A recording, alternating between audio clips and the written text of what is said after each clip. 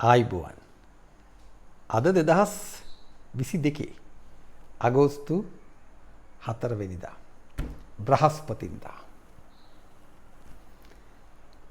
ජංගි අරගලය දැන් අවසන් කිව්වට අවසන්ම නැහැ. අපි ඒ ගැනත් කතා කරනවා. මොකද?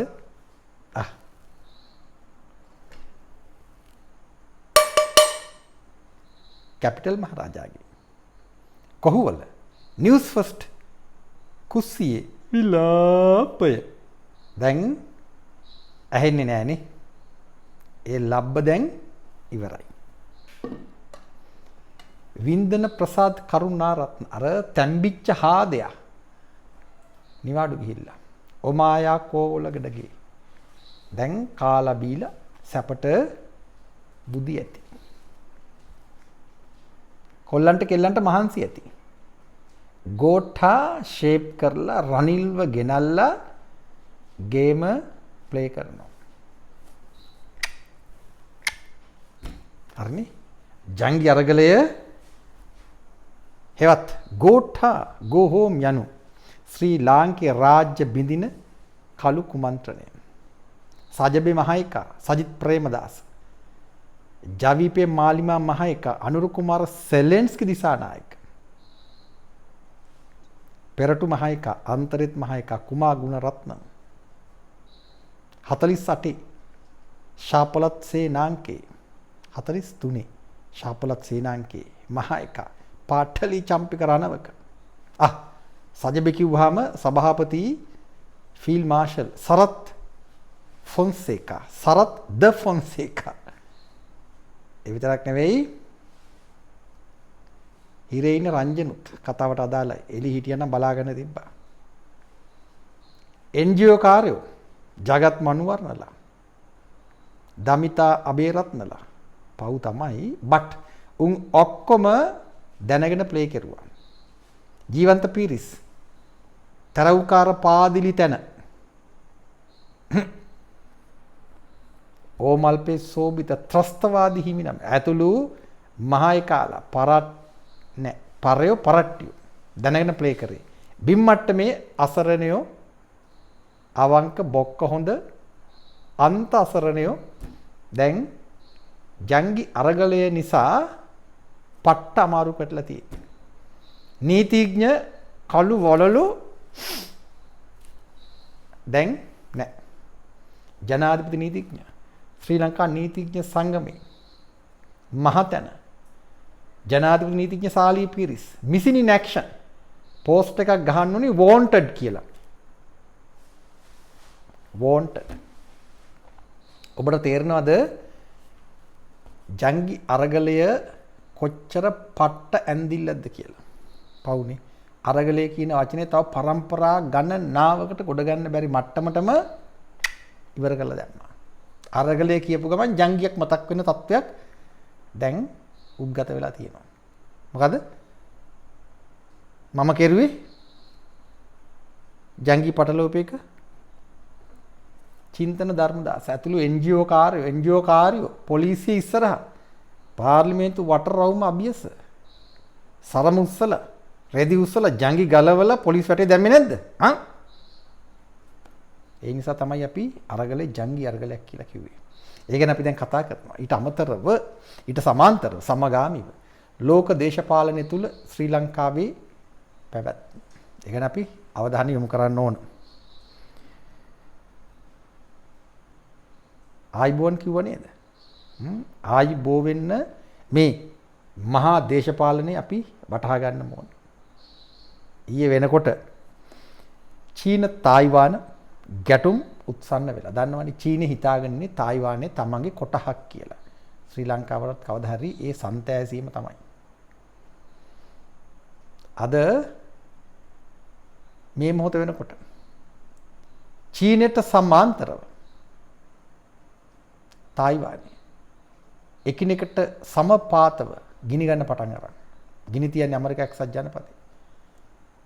චීනය ඇමරිකාව තායිවානයේ මත තමන්ගේ බල පොරේ පටන් අරගෙන ඇදි තිබුණා. ඊයේ වෙනකොට උත්සන්න වෙනවා. ඇයි ඇමරිකානු රාජ්‍යයේ විශේෂ නියෝජිතවරිය ජෝ බයිඩන් පාලනයේ කතා නායිකාව. කතා නායිකාව කියන්නේ මේ අපේ කතා නායිකාව කියන අදහස නෙවෙයි. ස්පීකර් නැන්සි පෙලෝසි තායිවානයට ආවා. අර මොකටද? චීනයට පාඩමක් උගන්වන්න. චීනයට අභියෝග කරන්න. ඇය ඇවිල්ලා ඇමරිකානු හිතවාදී ඇමරිකානු තරවුකාරියක් හැටියට චීනයට අභියෝග කරමින් තායිවානය නලවන ජනාධිපතිවරිය සායි TSAI අර සුනාමි වගේ සායි විය යුතු උච්චාරණය ඉං වෙන් ඇය තමයි තායිවාන් ජනාධිපතිවරිය. ඇයව මුණ ගැහෙන්න තමයි ඇය එන්නේ. කවුද ඇය? නැන්සි පෙලෝසි. දැන් අපේ රටේ එව්වෝ කියනවනේ මේ තාරුණ්‍යයට ඉඩ දෙන්න වයසක ඈයින්ට යන්න කියලා මහින්ද රාජපක්ෂව මරාගෙන කන්න හදනවනේ. රනිල් වික්‍රමසිංහ තරුණයා කියලා ජංගි අරගලකාරීන්ට හිතෙනවා. කමන්නේ නැහැ කිමුකෝ. රනිල් වික්‍රමසිංහ කියන්නේ හොඳ මොලයක් තියෙන කොල්ලෙක් තමයි. කමන්නේ නැහැ කිමුකෝ කොල්ලෙක්. සජිත් ප්‍රේමදාස කොල්ලෙක්, අනුර කුමාර සෙලෙන්ස්කි දිසානායක කොල්ලෙක්, ඊළඟට ඔය පාඨලි රේින රංජන් ඕමල්පිස් ඕබිතුමි ඔක්කොම කොල්ලෝ. ප්‍රශ්නයක් නැහැ. අපි එහෙම හිතමු මොහොතකට. ඔබ හිතන්න මේ රටේ තාරුණ්‍ය නොමග යවන අපූර්ව ඇමරිකානු ජනාධිපතිවරයාටම සමාන වයසක විය යුතුයි අනිවාර්යෙන්ම නැන්සි පෙලෝසි. අපේ රටේ සාමාන්‍යයෙන් මිත්තනියක් වගේ තමයි ඇය.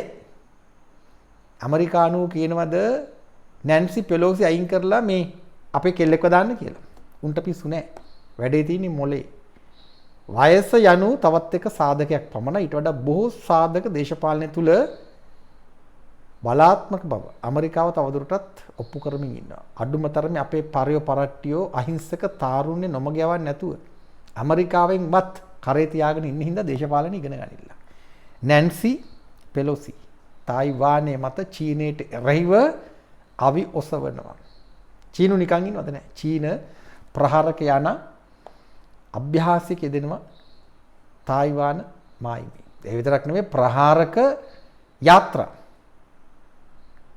තායිවාන මායිමේ ඇමරිකාවට එරෙහිව සූදානම් කරලා තියෙනවා.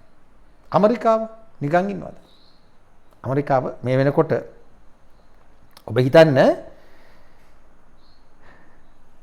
චීනයට පාඩමක් උගන්වන්න චීනයට ප්‍රතිචාර දක්වමින් රොනල්ඩ් රේගන් ට්‍රිපොලි ප්‍රහාරකයානා රඳවන දැවැන්ත නූතන ප්‍රහාරක නෞකා ප්‍රහාරක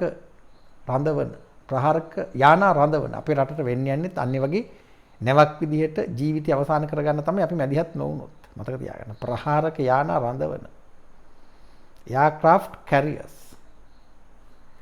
ඊට අමතරව තවත් සහායක බලයන්ත් ඇති අපි නොදන්න පැති වලින් බටහිර ශාන්තිකර සාගර කලාපෙන් තායිවානය නිරීක්ෂණය කරනවා. මායිමේ ඉන්නේ.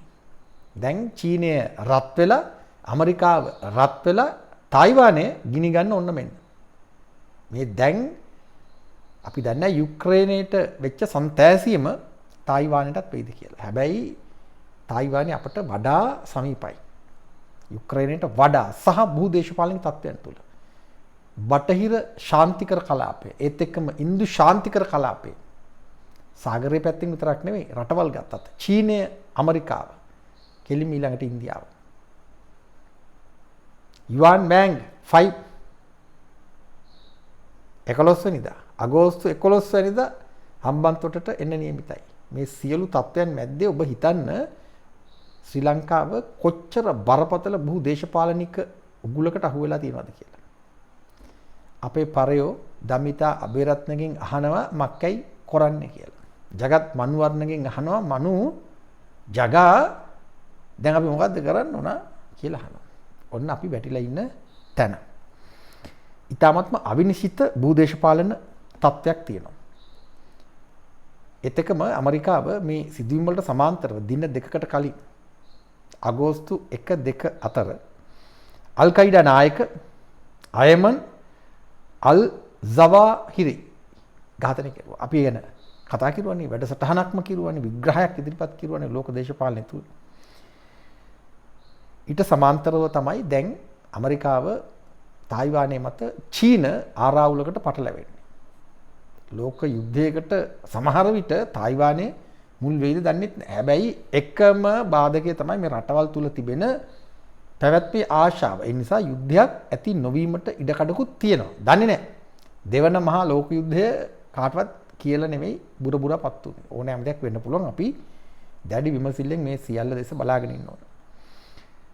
China One Belt One Road Indo-Pacific මෙහෙයුම් දෙකකට අපි කොටු වෙලා තියෙන රටවල් තුනකට අපේ වියරු තරුවේ කතාව. ජංගි අරගල කාරයින්ට මේ වගේ දැනෙනවද? උන් දන්නේ අගක් මුලක්. උන් දන්නේ ජංගි ගලවල පොලිසියට එදිරිව වනන්න විතරයි. එතකොට තමයි ගානක් කපා ගන්න පුළුවන්. දැන් ඒ බිස්නස් ඉවර ඇති. ඒ අතර ඊයේ අගෝස්තු 3 වෙනිදා බදාදා 9 වෙනි පාර්ලිමේන්තුවේ 3 වෙනි සභා වාරය ආරම්භ කරමින් ජනාධිපති රනිල් වික්‍රමසිංහ පාර්ලිමේන්තුව ආමන්ත්‍රණය කරනවා. අමුතු රටක් ඕයි ජනවරමකින් ජනතා අභිලාෂයන් මත නීත්‍යානුකූලව නිදහස සාධාරණ මැතිවරණයකින් ජනාධිපතිවරයා බවට පත් වුණු ගෝඨාභය රාජපක්ෂ ෂේප් වුණා. ජංගිකාරයෝ හිතාගෙන ඉන්නේ උන් එළෙව්වා කියලා.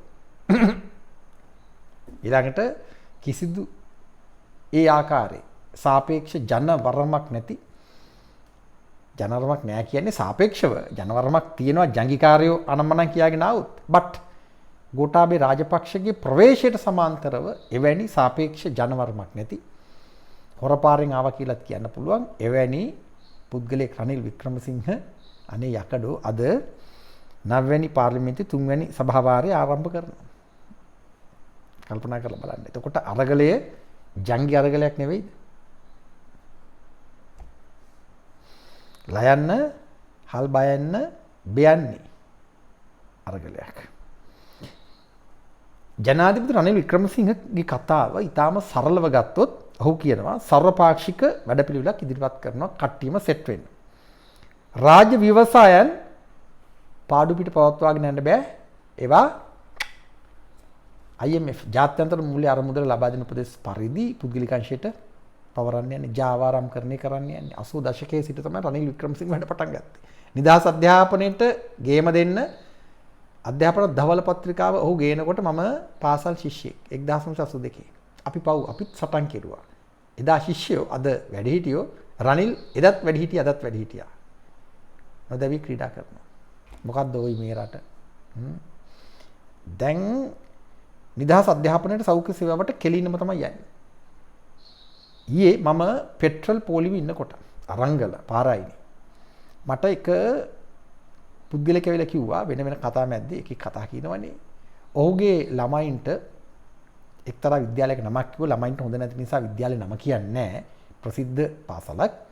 විදුහල්පති වරිය රැස්වීමක් තියලා දෙමාපියන්ට කිව්වලු විද්‍යාලයේ මාස ගණනක විදුලි බිල්පත්, ජල බිල්පත්, Wi-Fi බිල්පත් ආදී බිල්පත් විශාල ප්‍රමාණයක් ඉර වෙලා තියෙන ලොකු මුදලක් දෙමව්පියන්ට ඒවා එකතු කරලා ගෙවන්න කියලා අධ්‍යාපන අමාත්‍යාංශයෙන් කියනවා කියලා.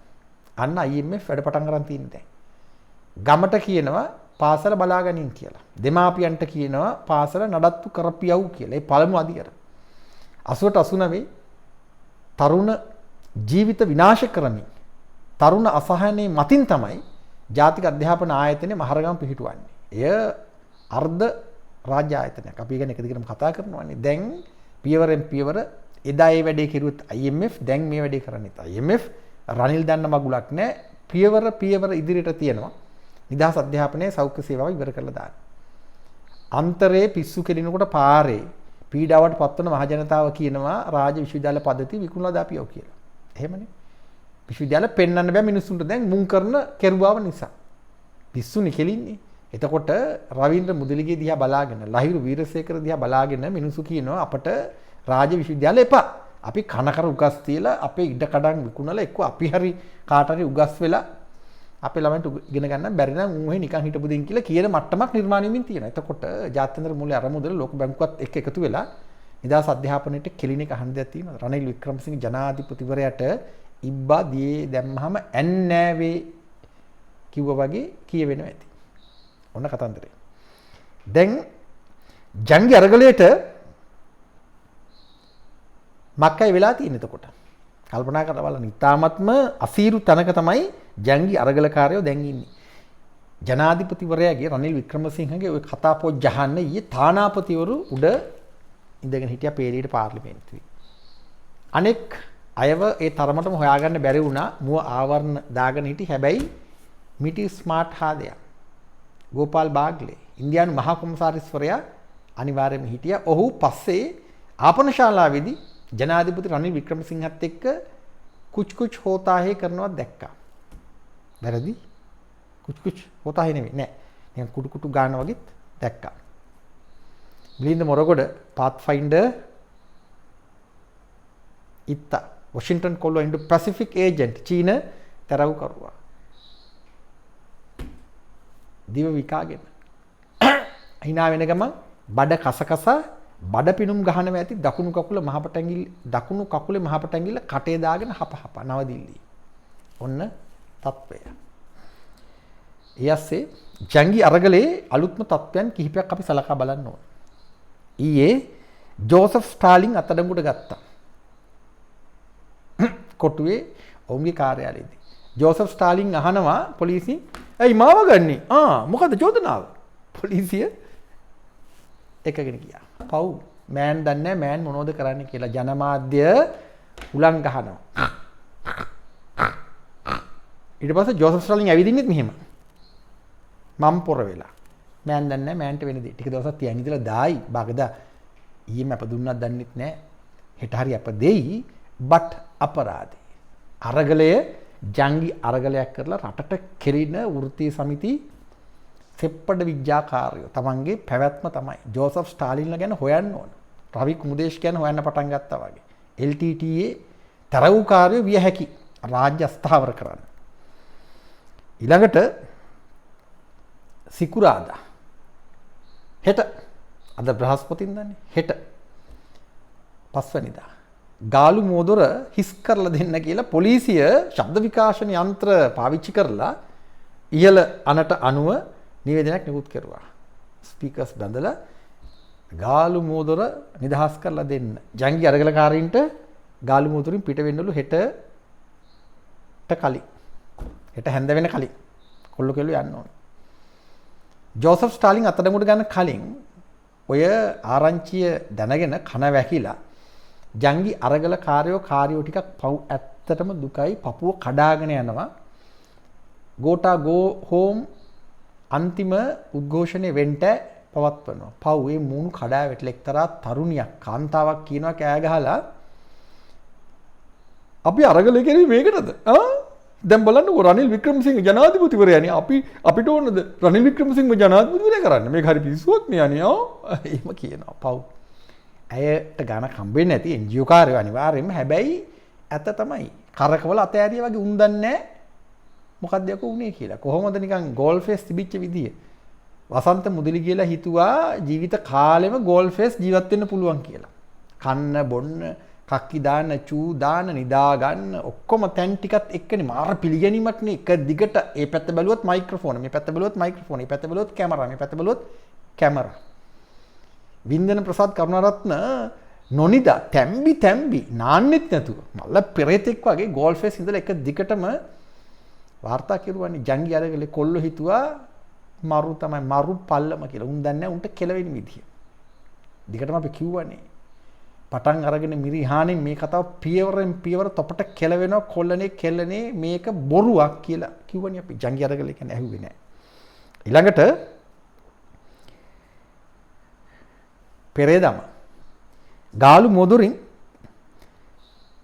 ජංගි අරගලකාරයෝ ඉවත් කරන බව දැනගෙන උඩින් කියන්නේ නැතිනේ. කට්ට කයිරාටික වෙට්ට පිත්තල ජංගිකාරයා.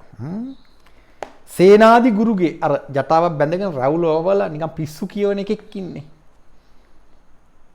අර අහවල් ගුරුගේගේ මල්ලි වෙන්ට මෑන් වෙන්ට මෑන් නම් සංගීතකාරයා මෙයාගා මුකුත් දන්නේ නැහැ. කට කියවන්න විතරයි දන්නේ. බලියක් වගේ කටක් තියෙන රැවුලවල යටවකට ගාලා නාන්නේ නැද්ද කොහෙද?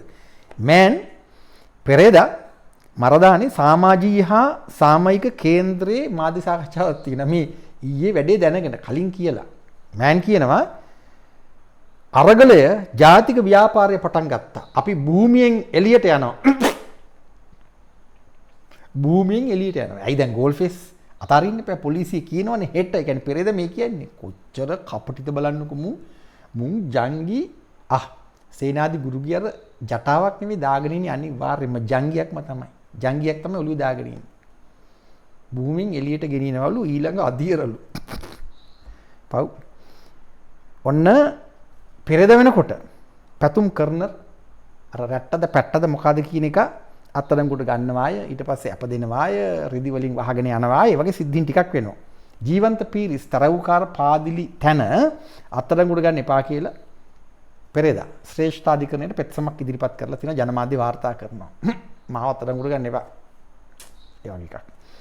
මාලිමා නීතිඥවරු සුනිල් වටගල උපුල් කුමාරපෙරුම අපි අර කතා කරුවේ මේ සෙට් එක ඇතුළු තවත් කළු කෝට් කාර්ය සෙට් එකක්ම අධිකරණ ඉස්සරහා කෙකර ගන්නවා. පුපුරු ගහනවා. පුපුරු නෙමෙයි පුරුපුරු ගන්නවා පූසු වගේ. ඊට පස්සේ ඉකිබිදිනවා. ලතෝනි දෙනවා. තටමනවා. මර්ධන එපා. එහෙම කියනවා. ජනාධිපති නීතිඥ සාලී පීරිස් කොහේරි හැංගිලා කියලා hina වෙනවා ඇති. අහුණා කොල්ල අහුණා කියලා වගේත් කියනවා ඇති. වසන්ත මුදිරිගේට හීනෙන් පේනවා ඇති සාලී පීරිස්. ලහිරු වීරසේකරට එකපාරට හීනෙන් ගැස්සිලා නැගිටිනවා ඇති සාලී පීරිස් අර කණ්ණාඩි දාලා නිකන් ඉස්සරහට වෙලා එහෙම අද්දික් කරන බේර ගන්න වගේ එහෙම මැවෙනවා ඇති. සරත් ෆොන්සේකා පෙරේද යනවා කොල්ලුපිටි පොලිසියට. යන්නේ මොකටද? ජංගි අරගලකාරයෝ කට්ටිය අත්අඩංගුවට අරගෙන කොටු පොලිසිය සුදු විමසන්න යනවා. එළියට ඇවිල්ලා ජනමාධ්‍යට කතා කරන මිනිහා දැන් මිනිහා මොනවද කියන්නේ කියලා පව් ඩිමෙන්ෂියා වෙන්නේ නැති මිනිහට සිහි කල්පනාවක් නැහැ දැන්. ජෝ බයිඩන් ඊට වැඩි තරුණයි. මෑන් කියනවා මේ දෙවැනි සුනාමි රැල්ලක් එනවලු අගෝස්තු 9 වෙනිදා. ජූලි 9 වෙනිදා පළවෙනි සුනාමි රැල්ලලු දෙවෙනි සුනාමි රැල්ලලු අගෝස්තු 9 වෙනිදා. මොන මගුලක් කරන්න හිතාගෙන ඉන්නවද කියලා දන්නේ නැහැ. මිනිහාගේ ඇස් දෙකේ බය තියෙනවා හැබැයි. ෆීල්ඩ් මාෂල් වුණාට මෑන් බයයි. ඇදගෙන ගියානේ රාජපක්ෂ පාලන කාලේ මතකනේ ජම්පරේ අන්දලා හිරේ දැම්මනේ මිනිහාර මෙහෙම අත් දෙක උස්සලා යවේවා කියලා අඬ නිගී ඉකි ගහ ගියේ. මොන මගුලක් කරන්න හදනවද කියලා දන්නේ නැහැ. හැබැයි මෑන්ගේ කොන්ත්‍රාත්තුව පැහැදිලි. මිනිහා 2010 ඉන්ඩෝ පැසිෆික් ඒජන්ට් ඇමරිකාව ඉන්දියාව මෑන්ව දාලා බැලුවා හරි ගියේ නැහැ. සාටකේ වැඩ කරා. ඊට පස්සේ ෆීල්ඩ් මාෂල් දීලා බැලුවා. පිප්පෙන්නෙම නැහැ. එච්චර තමයි. ඩල සලහ පෙරුමගේ තමයි. ඒ කියන්නේ හුලං ගැහුවාම කොච්චර ගැහුවත් ඔච්චරයි. ආයි ගැහුවට ආයි යන්නේ නැහැ. මෙහෙම වෙන්නේ නැහැ. එච්චර තමයි. හුලං ගහලා බැලුවා හරි ගියේ නැහැ. මෑන් මොකක් කරයිද කියලා දන්නේ නැහැ. වැඩි කියන්නේ මෑන් සජබ සභාපතිලු නේ ලු. මෑන් රනිල් වික්‍රමසිංහට චැලෙන්ජ් කරනවා. තැන් වල මූණට නෙවෙයි මූණට දැක්කම චූබර හැදෙන්නේ නැති මෑන්ට මෑන් බයයි. අනිවාර්යයෙන්ම රනිල් වික්‍රමසිංහට. රනිල් වික්‍රමසිංහ සරත් ෆොන්සේකාව හක්කේ තියලා සෙමාරි දැක්කොත් බයයි. ඒ වුණාට තැන් වල ගිහලා චැලෙන්ජ් කරනවා. රනිල් වික්‍රමසිංහ නිකන් අඩෝ වගේ ඒවා කියන්නේ ඒ වගේ ඒවා නිකන් කියලා දානවා ජනමාධ්‍ය ඉස්සරහා. අතින්ද පයින්ද දිවට ඇට නෑනේ. ඉතින් කියලා දානවා. රනිල් වික්‍රමසිංහත් ඉතින් සද්ද නැතුව කියලා නිකන් මනමාලකමට hina වෙලා නිකන් ඉන්නවා ඇති. කොහොම හරි ඔය පොලිසි ඉස්සරහදී තනම්මනම් කියලා මේ සර්වපාක්ෂික වැඩපිළිවෙල ගැන වරින් වර මිනිහා කියනවා. ඒකට එකඟ නෑවයි කතන්දරයක්. නිකන් කෙලින්ම නොකියුවත් ඒ වගේ කියනවා. හැබැයි මිනිහා කියන මේ රටේ මහජනතාවගේ මතේ ඕක නෙමෙයිලු වෙන මතයක් තියෙනවලු. ජංගි මතේ. වැඩි කියන්නේ සජබ මහතන ටෙලිෆෝන් එක අතේ තියාගෙන සජිත් ප්‍රේමදාස පුතානෝ රනිල් වික්‍රමසිංහගේ පුතානෝ වගේනේ තාත්තලා යාළුවෝනේ. එතකොට තාත්තලා කියන්නේ රනිල් වික්‍රමසිංහ තාත්තයි, ඒ කියන්නේ ඉජාප තාත්තයි, පියානෝ තාත්තයි. පියානෝගේ පුතානෝ. දැන් දෙන්න ජෝඩු දාගෙන සර්වපාක්ෂික වැඩේට සෙට් වෙනවා. රනිල් කියනවා සර්වපාක්ෂික වැඩපිළිවෙලක්, සජිත් ප්‍රේමදාස කියනවා සර්වපාක්ෂික වැඩපිළිවෙලක් ගැන කියන්නේ. ඉතින් බලමු ප්‍රශ්නයක් නැහැ. සර්වපාක්ෂික ආණ්ඩුවකට ගිහිල්ලා ඇමති කටු සූප්පු කරන්නේ අපි කිව්වම අර ජනමාධ්‍ය අර කතාවක් කිව්වේ කියලා ඒ වගේ අර නිකන් ඉනෙන් පල්ලයක් කුචු කවලා මෑන් සොයන් වින්දනේ ලබනවා. මිනිස්සු දන්නවා මෑන් තක්කඩිය කියලා. කවුද? සජිත් ප්‍රේමදාස. ඒ වගේ පොඩි රංගපෑමක් කරනවා. ඊළඟට වැඩේ කියන්නේ